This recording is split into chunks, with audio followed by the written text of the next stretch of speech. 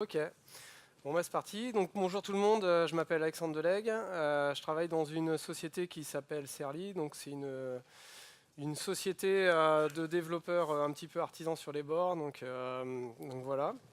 Donc moi je fais du dev Java, Scala et JavaScript. J'ai un compte Twitter, je m'en sers pas beaucoup, et j'ai un GitHub qui est indiqué là où sera poussé tout le code de la démo. Donc aujourd'hui, je suis là pour vous parler de AK et tout particulièrement de AK avec Java 8. Donc je pense que dans l'inconscient collectif, souvent AK c'est associé plutôt à Scala et il y a plein de gens qui pensent que finalement il faut être développeur Scala pour faire du AK.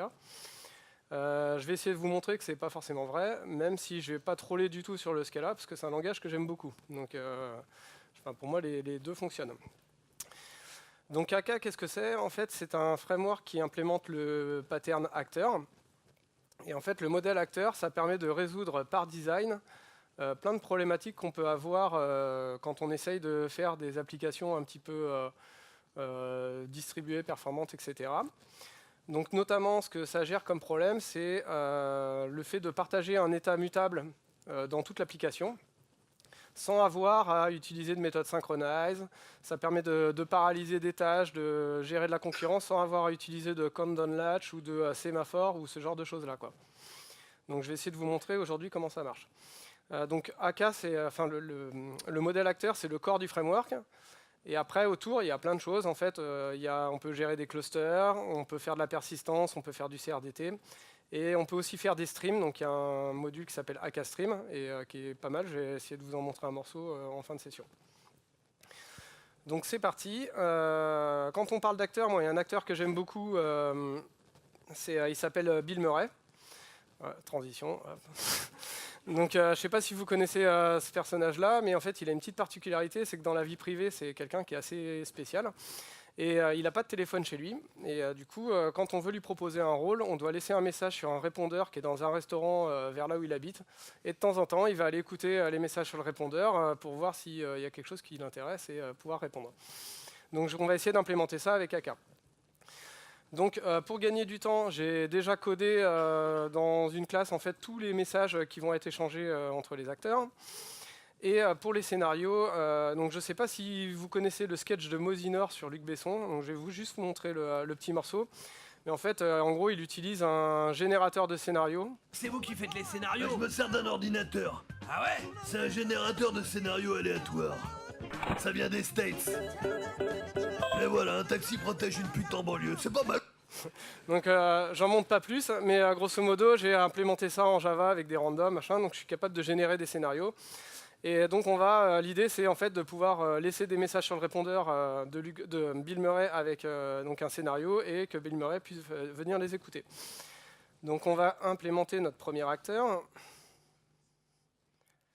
Hop. Répondeur. Ok. Et du coup pour que ce soit un acteur, il faut lui faire implémenter abstract login. Voilà. Voilà. Ok. Donc en fait là, l'idée du répondeur, c'est de montrer comment on peut gérer un état mutable qui va être altéré, requêté, etc. Donc notre état, ça va être une liste. Hop.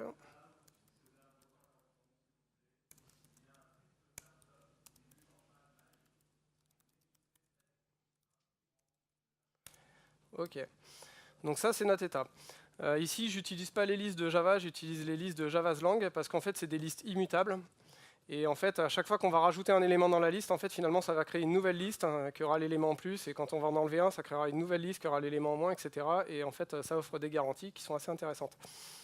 Donc là, on voit que la classe ne compile pas. Donc on va regarder pourquoi. Il faut que j'implémente la méthode createReceive. Donc en fait, c'est ici que va gérer toute la logique de l'acteur. Donc en fait, un acteur, c'est une entité qui va pouvoir recevoir des messages et faire des choses en fonction des messages qu'il reçoit. Et pour gérer cette gestion de messages, en fait, le framework nous met à disposition un Receive Builder. Donc on va regarder comment ça fonctionne. Et donc là, en fait, on a des méthodes match qui vont permettre de sélectionner les messages qu'on veut traiter. Donc le premier message qu'on va traiter, c'est quelqu'un qui nous laisse un nouveau message sur le répondeur. Hop.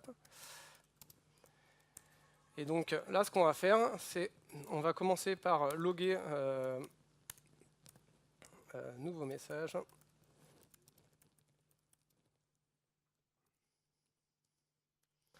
Et on va ajouter ce message à la liste. Donc comme c'est une liste immutable, on va modifier la référence avec la nouvelle liste dans laquelle on a ajouté un message sur le répondeur. Donc là, en fait, ce qu'on reçoit, c'est un nouveau message sur le répondeur. Et ce qu'il faut ajouter, c'est un message sur le répondeur. Donc on va créer une instance. Donc dans mon nouveau message, j'ai un message, j'ai un scénario. Et là, en fait, ce que ça attend, c'est quelqu'un qui laisse un message sur le répondeur, il faut qu'il laisse ses coordonnées pour qu'on puisse lui répondre. Donc là, en l'occurrence, les coordonnées, c'est la personne qui vient d'envoyer le message, nouveau message sur le répondeur. Et en fait, on a accès à ces coordonnées avec la méthode sender.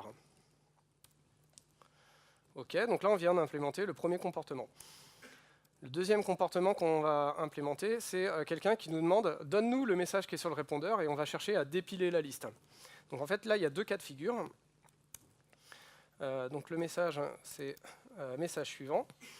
Le premier cas, donc là en fait dans le module de pattern matching qui nous permet de gérer tous les messages, en fait on peut donner un prédicat qui va permettre de filtrer en fonction de conditions. Donc là, ce que je dis c'est que je veux gérer les messages qui sont de type message suivant, seulement si si la liste de messages est vide. Et dans ce cas-là, je vais répondre à l'émetteur. Donc pour lui envoyer un message, donc là on utilise la méthode tel pour lui dire quelque chose. Et je vais lui répondre que j'ai pas de message. Et la méthode tel, elle attend un deuxième argument qui est qui émet le message. Et en l'occurrence, c'est moi, donc c'est self. Ensuite, j'ai match equals de message pour un message suivant. Et en fait, le dernier cas, c'est le cas où ma liste de messages est non vide. Et là, en fait, comme c'est une liste immutable, il faut extraire le message et récupérer la nouvelle liste. Donc en fait, le framework nous donne une paire. Donc en fait, c'est une paire de données. Donc le premier élément de la paire, c'est le message que je veux envoyer à celui qui me le demande. Et le deuxième, c'est la nouvelle liste sans le message. Donc on va commencer à faire message égale paire. Le deuxième élément, et à l'émetteur, je lui envoie, on a dit paire le premier élément, et celui qui lui envoie, c'est moi-même. Ok, donc là, je viens de créer mon premier acteur. Donc maintenant, on va essayer de l'utiliser. Donc pour l'utiliser, on va utiliser donc, en fait, le actor system. Donc ça, c'est une espèce de grosse tuyauterie d'AK, c'est un objet qui est assez lourd, il faut en créer qu'un seul. En fait, c'est cet objet-là qui va gérer tous les thread pools, toutes ces choses-là. Donc voilà, on n'en crée qu'un par appli. Et dans le actor system, il y a une méthode qui s'appelle actorOf, qui permet de créer un acteur. Donc en fait, là, on ne va pas manipuler une instance d'acteur directement. En fait, on va manipuler une référence. En fait, cette référence, ça va nous donner accès à la boîte mail de l'acteur dans laquelle vont s'empiler les messages dans l'ordre où ils ont été émis. Et l'acteur va dépiler ces messages, les traiter. Et pour créer en fait une référence, il faut des props. Donc là, on n'en a pas. Donc on va faire comme si on en avait. Et donc pour créer la référence à l'acteur, on va lui donner un nom à notre acteur, répondeur. Je vais mettre ça dans une variable. Voilà. Et on va implémenter les props. Okay. Je vais grossir un petit peu si j'y arrive. Non, bon, c'est pas grave. Donc props.create, et en fait, là, ce qu'on va donner, c'est la classe, un répondeur. Hop là, non. OK, et une fonction qui permet de créer l'instance. Donc il y a d'autres manières de faire, mais cette manière-là, c'est la plus saine. Donc je vous montre que celle-là. Donc là, on a créé nos props, on revient ici. Et donc maintenant, ce que je vais faire, c'est que je vais envoyer un message sur le répondeur. Donc toujours la méthode tel. On va faire comme ça, hop, message, nouveau message sur le répondeur. Donc le premier argument, c'est un message, donc salut. Le deuxième, c'est un scénario. Donc là, on va utiliser notre Luc Besson scénario générateur.nextScenario. Et dans le tel, on a dit qu'il fallait donner une référence vers qui envoie le message, et en l'occurrence, là, on ne sait pas qui c'est, donc on met actorref.noSender. Je vais exécuter ce code. Et donc là, en fait, ce qui va se passer, c'est que on va rajouter un message dans la liste, et le seul moyen de le savoir, c'est que comme je l'ai logué, ça devrait s'afficher dans les logs, si tout se passe bien. Ok, donc parfait. Il a reçu un nouveau message qui s'appelle le scénario, c'est un chinois protège une pute en Audi. Voilà. Gros scénar. Donc maintenant, on va aller interroger notre répondeur pour lui dire donne-nous le message qui a été laissé. Donc là, il y a un autre pattern qui s'appelle ak.pattern.patterncs.ask. Donc ask, c'est pour demander quelque chose. Donc on va juste faire un import statique. Le ask, ça prend donc un actor ref, donc répondeur. Ensuite, le message qu'on lui demande, donc c'est message suivant, et un timeout, parce que là, en fait, on lui demande quelque chose, mais si jamais il ne nous répond pas, il ne faut pas qu'on attende indéfiniment, donc là, on va attendre une seconde. Le résultat du ask, c'est un completion stage, donc ça, c'est la version future de Java 8. Donc, en fait, c'est grosso modo quelque chose qui dit il va se passer quelque chose, et je pourrais t'avertir quand le résultat arrivera. Donc, en fait, pour avoir ces informations-là, on a une méthode whenComplete qui prend en fait un callback de 2 arguments. Donc le premier, c'est la réponse, et le deuxième, c'est, dans le cas d'une erreur, une exception. Hop, donc là, on va ignorer complètement l'exception. Et là, si je réexécute ce code, je devrais afficher dans la console le message que j'ai récupéré du répondeur. OK. Donc là, c'est le cas. Et en fait, ce qu'on voit, c'est que finalement, le message s'est affiché avant le logger de AK, parce que le logger de AK est complètement asynchrone. Donc en fait, le temps que ça arrive, finalement, la console est plus rapide. Donc là, c'est pas mal. On a implémenté notre premier acteur. Donc maintenant, on va s'occuper de notre ami Bill Murray. Donc, hop, je vais essayer de grossir. Ah. Voilà. Donc Bill Murray, j'ai préparé un petit peu le terrain. J'ai les props. J'ai le constructeur, et en fait là, ce que j'ai fait, c'est que j'ai overridé une méthode qui s'appelle prestart. Donc en fait, les acteurs, ils ont un cycle de vie.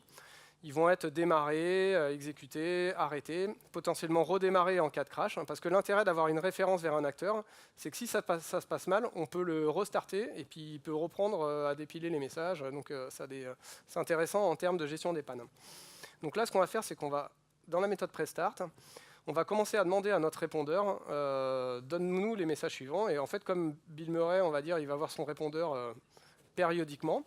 Là, on va scheduler ce message-là dans une seconde. Donc là, ce qu'on dit, c'est envoie le message suivant au répondeur dans une seconde. Donc on commence à faire ça, on commence à poler le répondeur. Et donc dans notre méthode de gestion des messages, en fait, on a 2 cas de figure. Soit il y a un message sur le répondeur. À ce moment-là, comme dans le message, il y a la référence de celui qui a laissé le message. On va pouvoir lui répondre « Ok, je suis d'accord pour ton scénario ». Et on va réinterroger le répondeur tout de suite. Et dans le cas où le répondeur nous répond « Pas de message », on va rescheduler un message dans une seconde pour continuer à poler. Donc là, en fait, on a implémenté toute la logique de Bill Murray qui va aller lire ses messages sur le répondeur. Donc ça, c'est pas mal. Alors, ce que je vais faire, c'est juste... Hop là,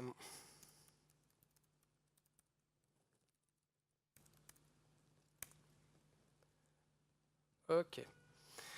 Donc le truc, c'est que Bill Murray, en fait, il a comment dire, un caractère un peu particulier, et ça m'étonnerait qu'il soit tout le temps d'accord pour accepter n'importe quel rôle. Donc là, il va avoir plusieurs types de comportements. Soit il va être de bonne humeur, soit il va être en mode provocateur, ou soit il va être en mode je m'en fous, et il va pas vouloir répondre. Donc pour implémenter ces comportements, en fait, on a plusieurs manières de faire. Une, ce serait de stocker une variable dans l'acteur et de dire, ben voilà, s'il est de bonne humeur, je réponds comme ça, s'il n'est pas de bonne humeur, etc. Donc ça, c'est une manière de faire. Il y a une autre manière de faire, c'est d'utiliser une machine à état. Donc en fait, le framework propose ça. Donc là, on va dire que le cas comme ça, c'est le cas où il est de bonne humeur.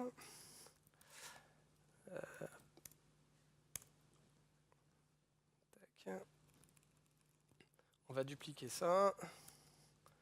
Et donc on a notre cas provocateur et le cas grognon. Donc on a dit que quand il était provocateur, il va dire « allez vous faire voir ». Et quand il est grognon, il ne va pas répondre du tout. Okay, et maintenant, on va pouvoir passer d'état en état en utilisant une méthode qui s'appelle getContext.become. Donc là, on va dire qu'il va passer de bonne humeur à provocateur. Et là, en fait, on va lui dire est-ce que tu conserves l'enchaînement de tous les états qu'il y a eu, ou est-ce que tu les supprimes à chaque fois? Donc là, en fait, nous, comme on va passer d'état en état tout le temps, en gros, on pourrait monter tous en mémoire, ça pourrait devenir embêtant, donc on va dire de ne pas garder. En fait, il y a une méthode qui s'appelle context.unbecome pour revenir à l'état d'avant, mais là, on ne va pas s'en servir. Hop, donc on a dit de bonne humeur, il passe à provocateur. De provocateur, il passe à grognon. Et de grognon, il passe à bonne humeur. Donc en fait, ce context.become et unbecome, ça peut être super intéressant, par exemple, dans le cas où en fait, on veut gérer un message une seule fois. Donc pour faire ça, en fait, on a une méthode qui dit j'attends de traiter ce message. Une fois qu'on l'a eu, on passe à une autre méthode qui dit j'ai traité le message et qui ignore complètement ce type de message-là. Et comme ça, on est sûr qu'on l'a traité une fois. Par exemple, ça peut être un genre de pattern qu'on peut implémenter comme ça. Après, il y en a plein d'autres. Donc là, voilà, on a implémenté Bill Murray. Et maintenant, on va commencer à jouer un petit peu avec. Donc on va d'abord créer Bill Murray.props de répondeur. Hop, on va appeler Bill Murray. OK. Et maintenant, ce qu'on va faire, c'est qu'on va faire un ask sur les répondeurs de nouveau message sur le répondeur et on va attendre que Bill Murray nous réponde. Ça, j'en ai plus besoin. Et donc là, si je réexécute ce code,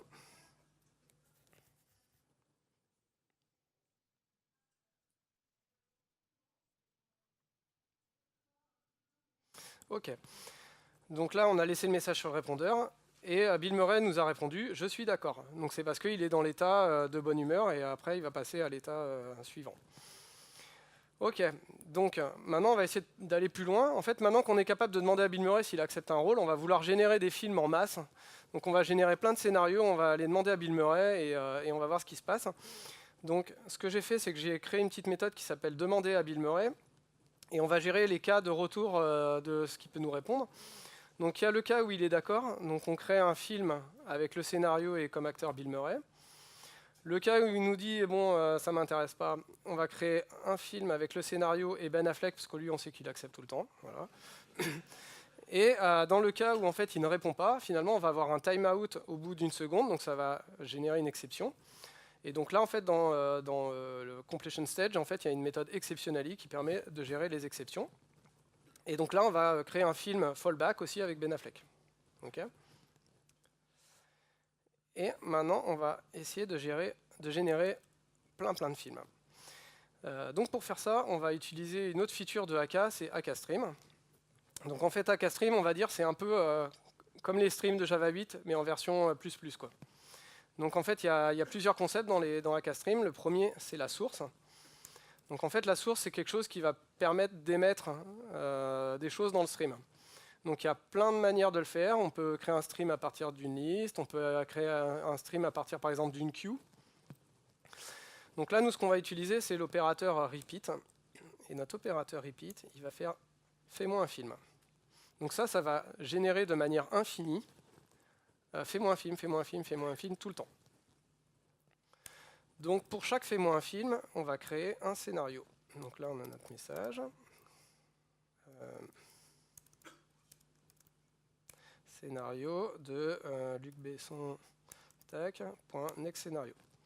Donc là, la méthode map, c'est une méthode qui permet de transformer chacun des éléments du stream en autre chose. Donc là, on a l'élément du stream et on le transforme en autre chose. Donc ensuite, je vais le transformer en... Donc là, j'ai mon scénario, hop. Message, nouveau message pour répondeur, hop, hey, scénario.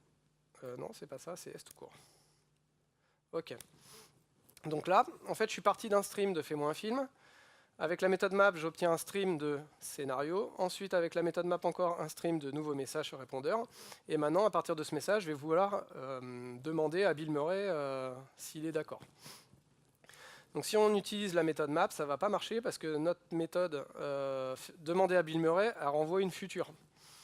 Donc là, c'est bien foutu. Dans AcaStream, il y a une méthode qui s'appelle map-a5.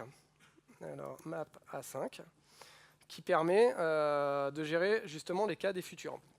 En fait, si on regarde la signature, il y a un facteur de parallélisation, parce que si on a un nombre infini de messages et qu'on démarre une future à chaque fois, et bien en fait, on va se retrouver en out of memory, donc ça va poser un problème. Donc là, on va dire quel est le facteur de parallélisation. Donc en fait, il va déclencher n futures en même temps, et puis il va attendre qu'elle soit complétée pour demander le reste du stream, quoi. Donc ça, c'est la méthode map-a5, et il y a une méthode qui s'appelle map-a5 unordered, qui ne va pas tenir compte de l'ordre, et du coup qui va être beaucoup plus performante. Donc on va utiliser celle-là. Donc là, par exemple, on va paralyser par 10. Allez, hop. Donc on a notre message, et là, on va faire demander à Bill Murray du répondeur et du message. Donc là, maintenant, on a un stream de film. C'est parfait. Ce qu'on va faire, c'est que comme là, c'est un stream infini, on va s'arrêter aux 20 premiers. Donc on va faire take de 20. Et on va l'envoyer vers quelque chose qui s'appelle un sync. Donc là, c'est une opération terminale, c'est là où vont venir s'échouer tous les éléments. Et donc on va faire tout. Donc là, il y a un petit truc que je ne vais pas vous expliquer, mais c'est comme ça. Donc là, en gros, notre sync, c'est une sec. Donc on va collecter tous les éléments dans une liste. Et là, il y a un truc keep.write. Je vais extraire ça dans une variable. Donc ça, c'est notre graphe. Et en fait, là, ce que j'ai, c'est juste un descripteur de ce que je vais faire. En fait, là, ici, il n'y a encore rien qui s'est exécuté. C'est juste, on a décrit le pipeline de transformation qu'on va vouloir gérer. Et maintenant, on va l'exécuter. Et pour ça, dans AcaStream, il y a une notion de materializer qui va matérialiser ce graphe et l'exécuter. OK. Donc ça retourne bien sûr un completion stage. Et quand c'est fini, on va faire comme tout à l'heure, when complete. Donc là, on a nos films ou une exception. Hop. Et là, j'ai fait un truc qui permet de les afficher dans la console. C'est mieux si je les mets. OK. Ça, je peux l'enlever. Et c'est reparti.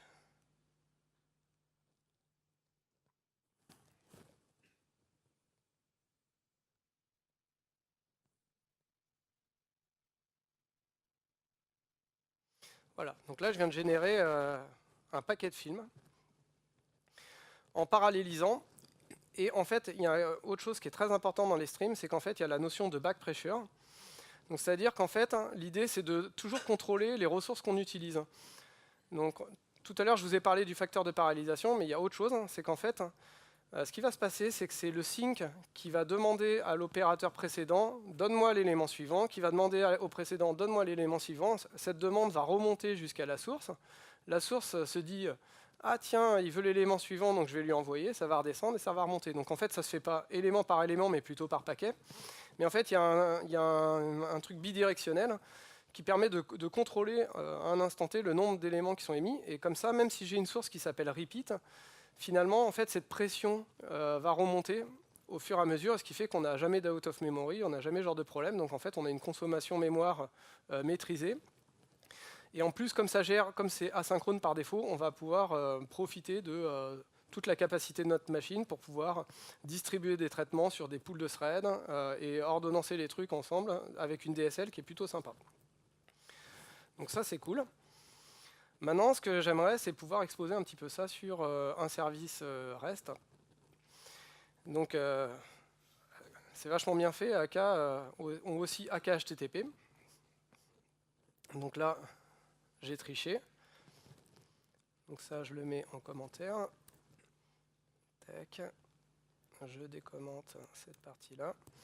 Et donc là, en fait, c'est ni plus ni moins que la même chose qu'avant.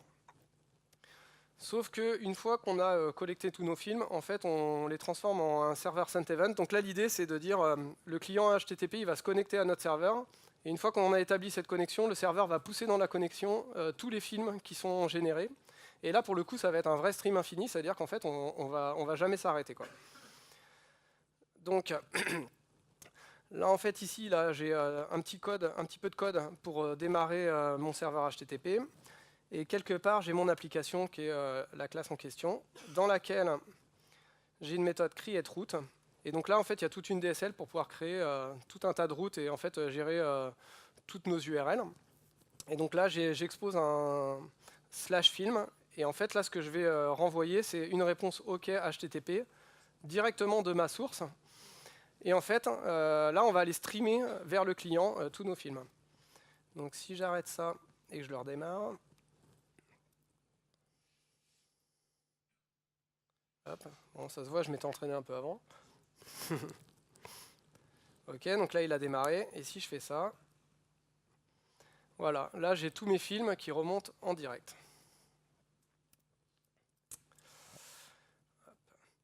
Donc voilà, j'en ai fini pour ma présentation. Donc c'est sûrement un peu dense. J'ai essayé de vous montrer plein de choses que fait le framework. Le framework fait plein d'autres choses.